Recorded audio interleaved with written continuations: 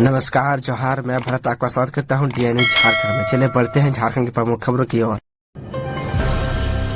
Hemant cabinet का फैसला 189 उत्क्रमित माध्यमिक विद्यालयों में 4069 पद सृजित। पिछड़ा आयोग को निकाय चुनाव के लिए ओबीसी आरक्षण तय करने की जिम्मेवारी। आपको बता दूं, राज्य के 189 उत्क्रमित माध्यमिक विद्यालयों में 4069 पद सृजित किए गए, जिसमें बहाली की जाएगी। इसके तहत 1890 लिपिक और 2079 कर्मी होंगे। इसके अलावा प्रधानाध्यापक के भी पद होंगे। आपको बता दूं, मुख्यमंत्री हेमंत सोरेन की अध्यक्षता में हुई सोमवार को हुई राज्य कैबिनेट की बैठक में कुल 43 प्रस्ताव की स्वीकृति दी गई। आपको बता दूं, कैबिनेट झारखंड राज्य दिव्यांग अधिकारी नियमावली 2023 को बनाने की भी स्वीकृति दी है। कैबिनेट ने प्रदेश के 29,834 आंगनबाड़ी सेविका सहायिका को स्मार्टफोन देने के प्रस्ताव को भी मंजूरी दी है। यह स्मार्टफोन 8,000 रुपए जीएसटी के साथ दी जाएगी। दरअसल आपको बता दूं, मंत्रिपरिषद की बैठक में राज्य पिछड़ा आयोग के गठन की स्वीकृति दी गई। इस बैठक में ही नगर निकाय चुनाव के कराने के पहले ओबीसी आरक्षण के लिए पूरे राज्य में ट्रिपल टेस्ट कराने पर निर्णय हुआ। राज्य पिछड़ा आयोग को ही इसकी जिम्मेवारी दी गई। आयोग पूरे राज्य में सर्वे करके सरकार को रिपोर्ट देगी, जिसके आधार पर ही निकाय चुनाव कराए जाएंगे।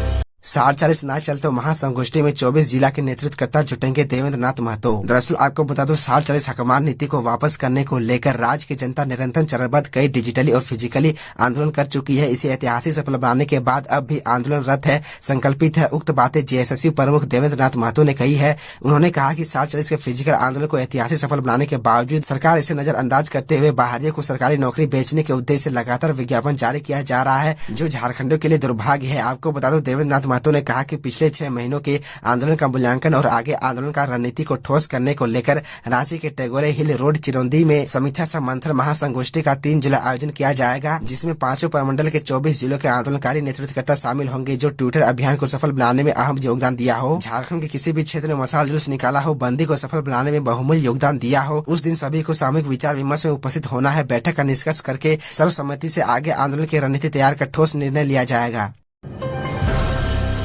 पीएम किसान सम्मान निधि का लाभ लेने से वंचित हो रहे किसान, भूमि सत्यापन के 9 लाख मामले लंबित। आपको बता दूं, झारखंड में बड़ी संख्या में किसान प्रधानमंत्री किसान सम्मान निधि का लाभ लेने से वंचित रह जा रहे हैं। किसानों का ई-केवाईसी तो हो जा रहा है, लेकिन जमीन का सत्यापन नहीं हो पा रहा है। जिला स्तर पर इसे पूरा करने में रुचि नहीं ली जा रही है। इस कारण 9 लाख से अधिक भूमि सत्यापन के मामले लंबित है। दरअसल आपको ये भी बता दूं, भारत सरकार ने तय किया था कि एक परिवार से एक व्यक्ति को ही प्रधानमंत्री किसान सम्मान निधि से जोड़ा जाएगा। इसके लिए भूमि का सत्यापन करना जरूरी है। यह काम जिला में अंचल कार्यालय के स्तर से होना है, लेकिन कई जिलों में अंचल कार्यालय इस काम में रुचि नहीं ले रहे हैं, जिससे सत्यापन का काम धीमा है। कई प्रखंडों में प्रज्ञा केंद्र में तकनीकी कारणों से भूमि का सत्यापन नहीं हो रहा है। वहीं जिले के अधिकारी कहते हैं कि यह लाभ किसानों को मिलना है, लेकिन बार बार आग्रह के बाद भी किसान सत्यापन के लिए नहीं आ रहे हैं। कृषि, पशुपालन एवं सहकारिता विभाग सभी जिलों को बार बार भूमि सत्यापन और ई-केवाईसी कराने के लिए पत्र लिख रहा है। मुख्य सचिव स्तर से भी जिलों को कई बार निर्देश दिया गया है। किसानों का कहना है कि अंचल कार्यालय में उनकी बात नहीं सुनी जाती है। प्रज्ञा केंद्र में आवेदन करने के बाद अंचल से ही उसका वेरिफिकेशन होना है। सीएम उत्कृष्ट विद्यालय की प्रवेश परीक्षा रद्द, प्राचार्य होंगे निलंबित। 2 जुलाई को होगी दोबारा परीक्षा। आपको बता दो, सीएम उत्कृष्ट विद्यालय में नामांकन के लिए 30 मई को कक्षा 6 से 11वीं के लिए प्रवेश परीक्षा हुई थी। परीक्षा परिणाम में गड़बड़ी को लेकर पलामू डीसी ए दोड्डे ने प्रवेश परीक्षा रद्द कर दी है। बताया जाता है कि उत्तर पुस्तिका की जांच में अनियमितता बरती जाने की शिकायत मिली थी। इस संबंध में डीसी श्री दोड्डे ने बताया कि सीएम उत्कृष्ट विद्यालय की प्रवेश परीक्षा में गड़बड़ी की सूचना मिली है। उत्तर पुस्तिका की जाँच में शिक्षकों द्वारा अनियमितता बरती गई है। इस कार्य में लगे शिक्षकों के खिलाफ कार्रवाई की जाएगी। उन्होंने बताया कि टीम गठित कर जांच कराई गई थी। जांच में विद्यार्थियों की उत्तर पुस्तिका में गड़बड़ी की शिकायत मिली है। इसके बाद परीक्षा रद्द कर दी है। आपको बता दूं, डीसी ने कहा है कि इस मामले में विद्यालय के प्राचार्य से स्पष्टीकरण मांगा गया है। संतोषजनक जवाब नहीं मिलने पर निलंबन की कार्रवाई की जाएगी। डीसी ने बताया कि जिन शिक्षकों के द्वारा उत्तर पुस्तिका में गड़बड़ी की गई है, वैसे शिक्षकों पर प्राथमिकी भी दर्ज कराई जाएगी। 2 जुलाई को फिर परीक्षा ली जाएगी।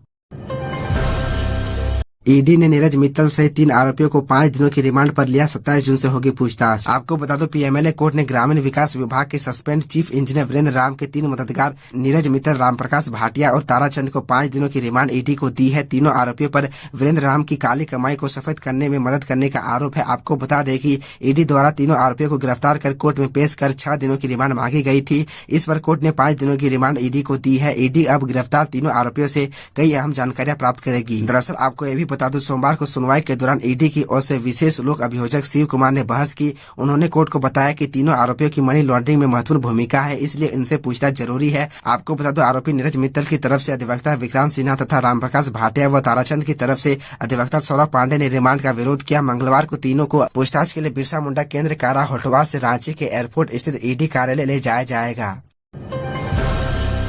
राजभवन भी बीजेपी के इशारे पर काम कर रहा है। विधानसभा स्पीकर, आपको बता दूं झारखंड विधानसभा के स्पीकर रविंद्रनाथ महतो ने राजभवन के कामकाज पर बड़ा सवाल उठाया है। आपको बता दूं स्पीकर ने आरोप लगाया है कि राजभवन बीजेपी के इशारे पर काम कर रहा है। ये आरोप स्पीकर रविंद्रनाथ महतो ने सन्ना कोड और 1932 के खतियान को लेकर लगाया है। जेएमएम के कार्यक्रम में स्पीकर सीधे तौर पर राजभवन के कामकाज पर सवाल उठाते दिखे। उसके बाद उन्होंने अपने ट्विटर हैंडल से ट्वीट भी किया है। उन्होंने ट्वीट करते हुए लिखा है कि विधानसभा में विशेष सत्र बुलाकर आदिवासियों की पहचान सरना धर्मकोड को विधानसभा से पारित कर राजभवन को भेजा, लेकिन राजभवन से बिल को लौटाया गया। 1932 का खतियान को विधानसभा से पारित कर राजभवन को भेजा, जो वो भी लौटा दिया गया।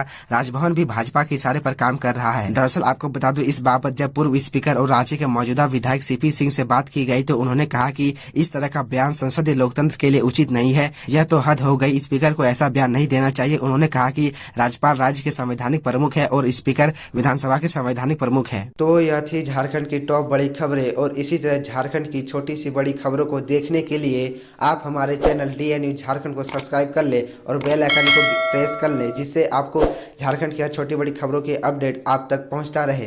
तो आज के लिए इतना ही, हमें दीजिए इजाज़त, फिर मिलते हैं आपसे अगले वीडियो में।